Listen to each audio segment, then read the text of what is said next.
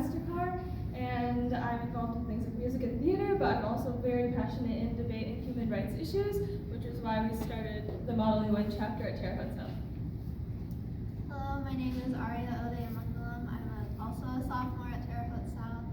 I'm part of clubs like Science Olympiad and Curse Robotics, but I enjoy playing tennis as well.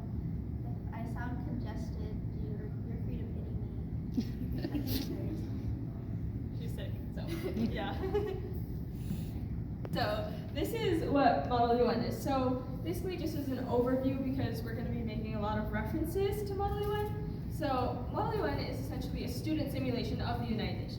So students get to represent different countries in order to debate over international issues. So here they get to discuss about Japan's Fukushima nuclear accident or the Amazon deforestation issue. There's such a variation of topics that we cover. And so through this, students are able to see things from a different perspective than their own, and it kind of eliminates that whole personal bias aspect, and instead they're allowed to debate over stuff without having that that personal bias beforehand.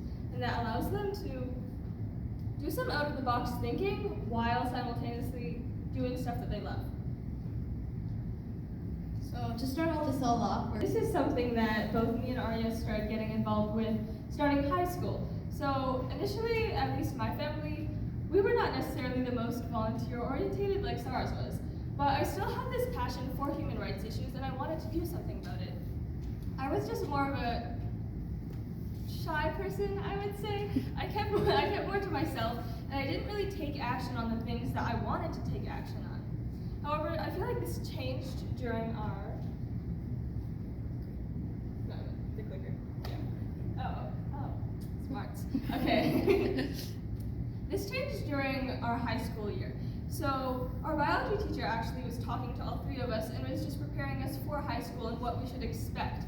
And he was stressing about how academics are obviously very important, but simultaneously, getting involved and engaged in your community is equally as important, if not even more. Because by engaging with your community, you get to expand your frame of reference and also understand and empathize with a different group of people. You get to understand and expand outside of your personal bubble, which is obviously very limited as a teen. And so that's when we started looking around for different volunteer opportunities, and that's when we found the Candles Holocaust Museum. So, as many of you may know, Candles is a Holocaust museum located in Terre Haute and was founded by Eva Kor. And it was founded Ending our very limited perspective, we were able to, once again, see past our personal bubble. And not only that, but I feel like it was a catalyst to spark our interest in human rights even more. Because of this, it showed that we can make a difference in small ways. We were doing so little in hindsight. We were just subtitling survivor videos, right?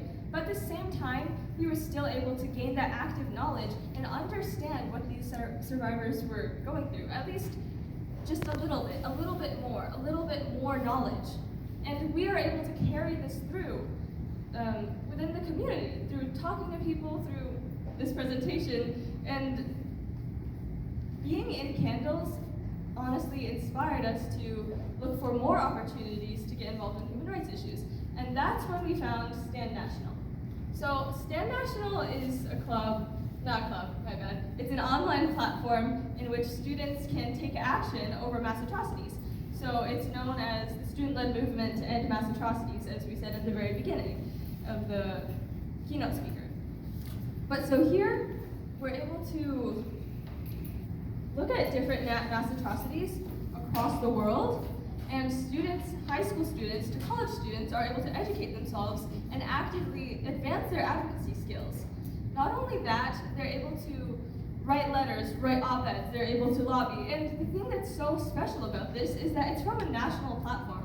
People from Arkansas can connect from people in California to people in Terre Haute. It's a national platform where people can communicate actively and educate themselves, not just on a local level, but on a globalized level. We cover stuff such as the East Turkestan genocide in China.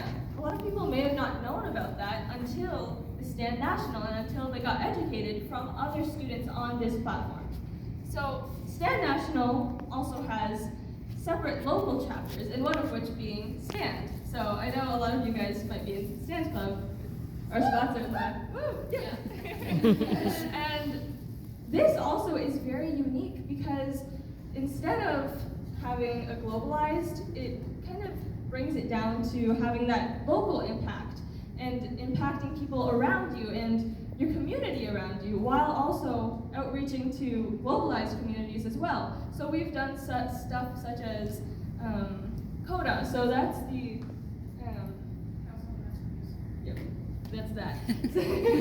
Basically helping women who have been survivors of domestic violence. So we've donated to them. We've also been doing Students Rebuild, which Rachel talked about in the beginning. So students trying to actively create awareness for these different issues in the Equal Justice Initiative. So we've donated and contributed to these various different localized communities, and this has brought students together.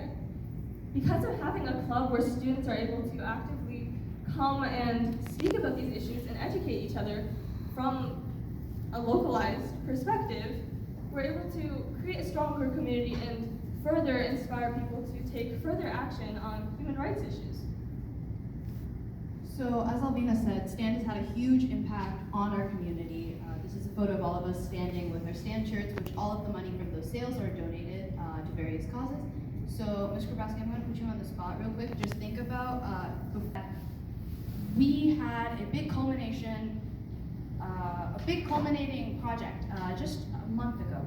And what it was is a month and a half of research, and we finally got a debate on it, not only with members of the club, but so, in the midst of trying to teach ourselves and others how to be global citizens within Model UN, we've also had to teach ourselves how to be leaders, because this was the first time that we've ever undertaken something so monumental as this, or it's been monumental to us. So, something that I personally grappled with this year was how to be a leader and how to be viewed as such by my peers. Initially, I was not a leader at all. I'm gonna be so honest with you all, because I was not anything like a leader. I was viewed like the little freshman, the person that followed everyone around.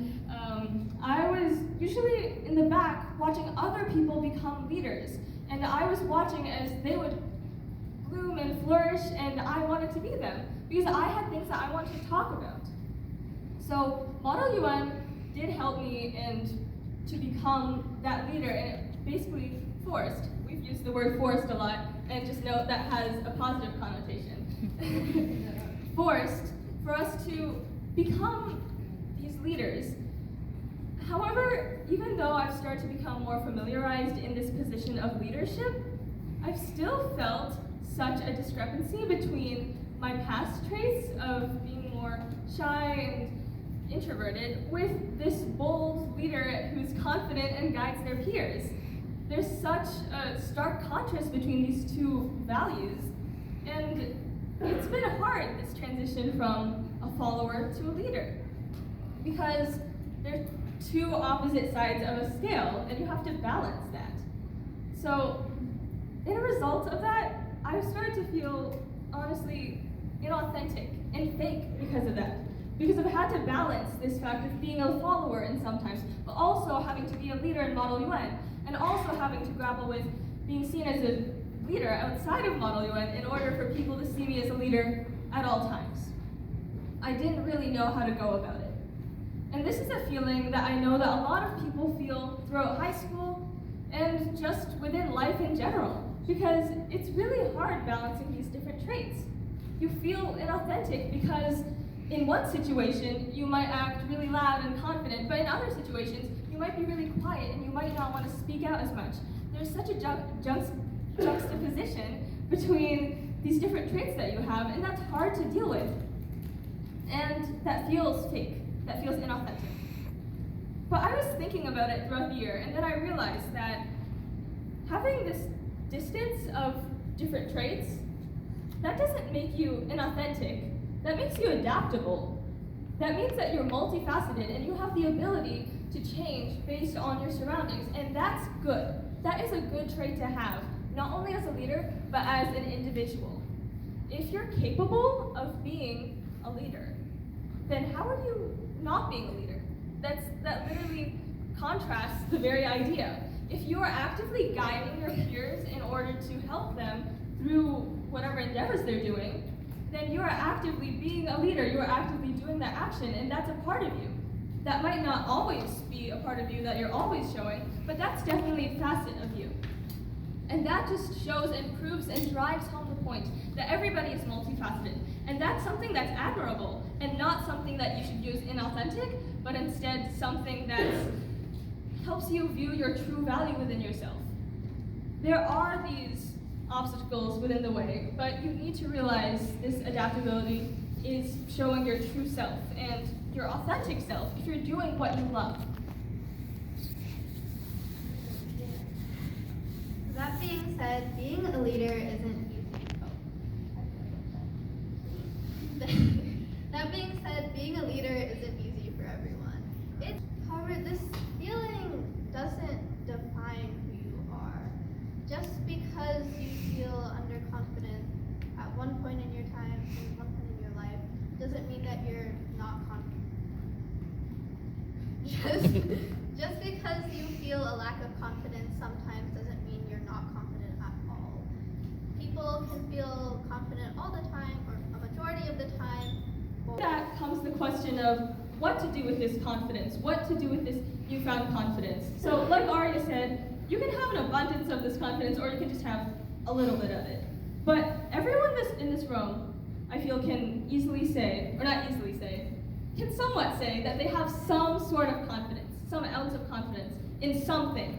It doesn't necessarily have to be in themselves, but it can be in anything that you want. It can be in your friends, it can be in your support system, it can be in your family, it can be in your parents, it can be in anything.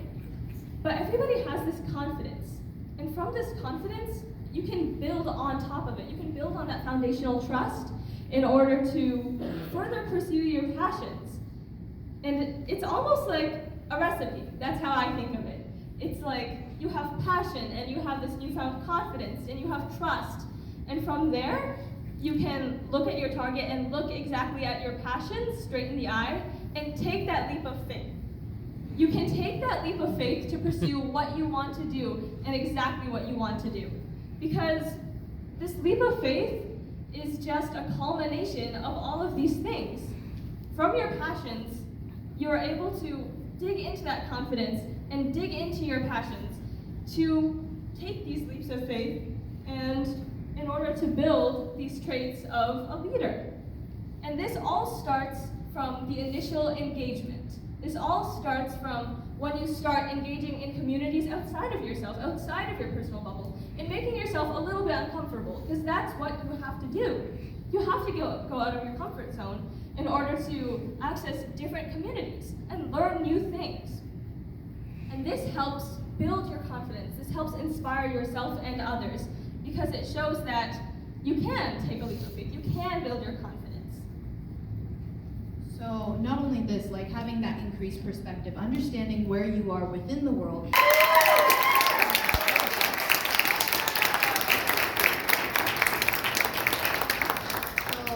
Now we have a Q&A in case anybody has any questions for us, whether that be Model UN or leadership or student perspective.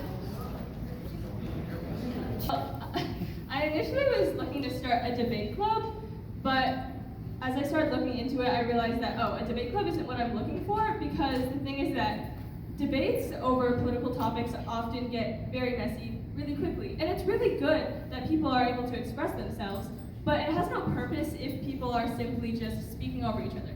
So in Model UN, it's structured specifically in order for people to speak without being interrupted. So even though it isn't their personal opinions, it's still getting ideas out there, because students are representing different countries, right?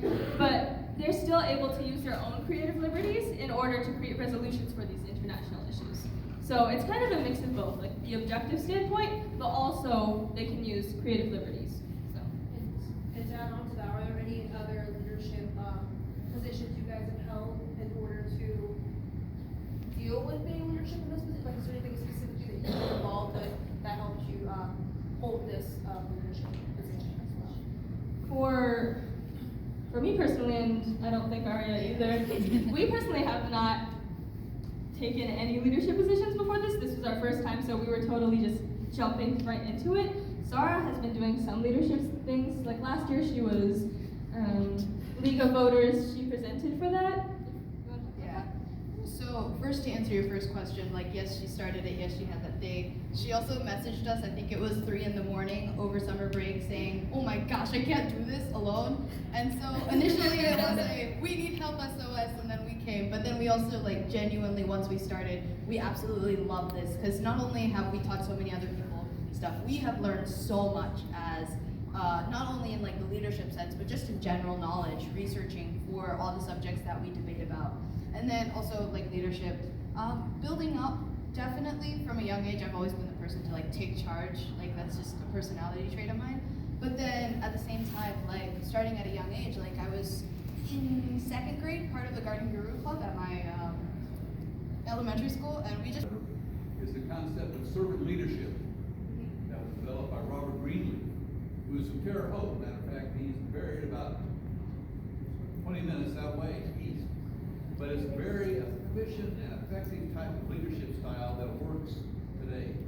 And you might want to look into that if you haven't already as you develop your leadership styles as maybe some guideposts. It's a suggestion. It's the idea of pushing others forward, is it not? Yeah. Say it louder. It's the idea of pushing others forward Yes. as a leader. Yeah. Right. Building them up. Yep. Do you guys have like issues with people seeing your potential for leadership because you are younger? And like, if so, how would you like go about overcoming that? Like with age, since you guys are all soft. Sorry. Yeah. So, do you guys have an answer? Could you repeat your question? Well, oh, okay. Yeah. I was said, have you guys like ever run into like having issues with people seeing your potential for leadership just because of like being young and accepting that, and like how would you go about like telling other people on that and still working to be a leader even at a certain age? Yeah. Being honest, I think that the people around us have been super supportive in our endeavors of trying to start Model UN and trying to be leaders.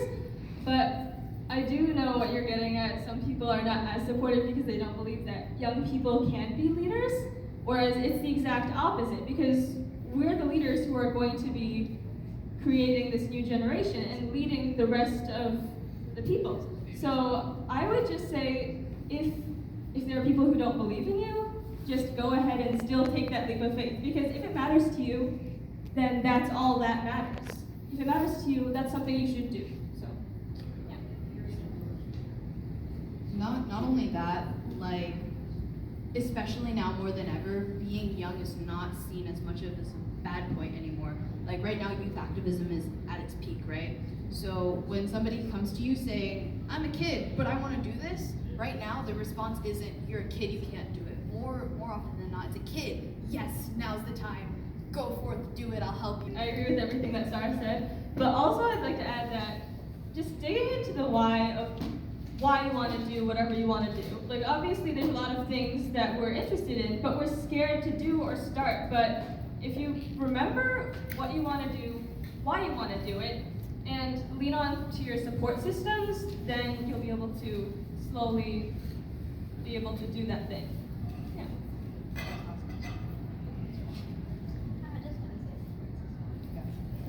I was just gonna say, like, having people to lean on helps a lot.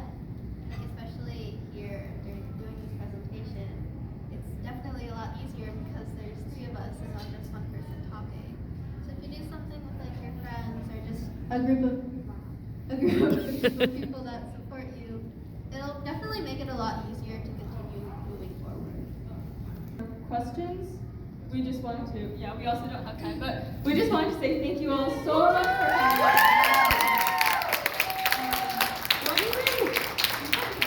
Thank you to Ms. Grabowski for giving us this opportunity to do this, because we didn't even know this was possible. And our sponsor, Mr. Higgins.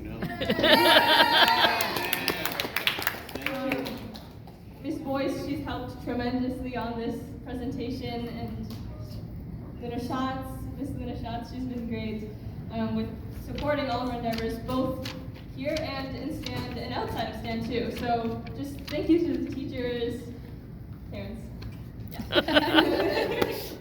And ISU, of course. for giving this facility, allowing us as students to have a voice and a platform to speak about this. So, Thank you. Yeah. Rachel Stout.